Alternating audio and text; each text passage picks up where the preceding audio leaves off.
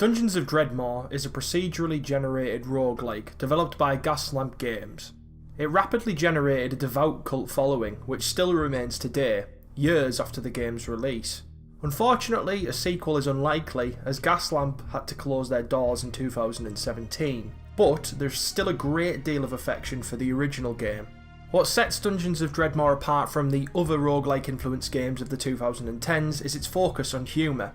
Every facet of the dungeons that you delve into contain a tongue-in-cheek approach. Enemies insult you, sometimes referring to your mother as a radish or negatively calling you out on your eyebrows.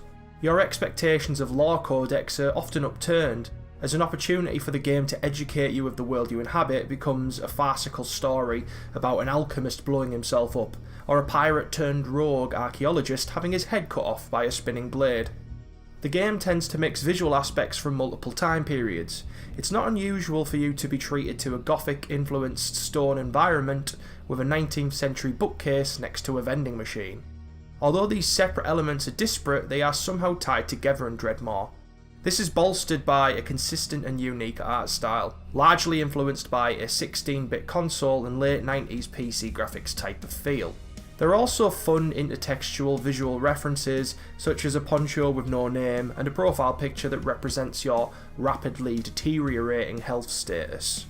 Other than humorous item descriptions, lore, and a concise opening paragraph at the start of the game, the story isn't really there in a traditional narrative sense. You are given a jumping off point for some contextualization, then expected to sink your teeth into the gameplay.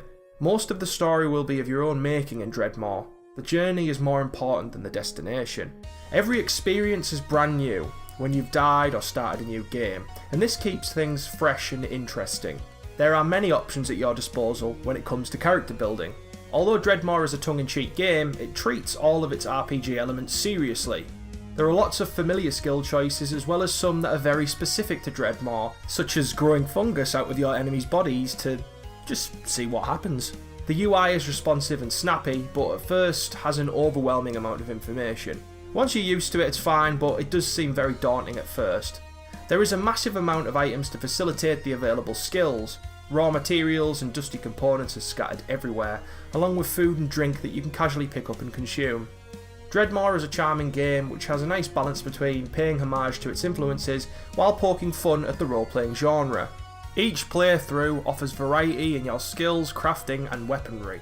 It's extremely cheap and costs next to nothing in sales. Providing that you like the general principles of roguelike RPGs, for its price tag Dungeons of Dredmor will certainly not disappoint.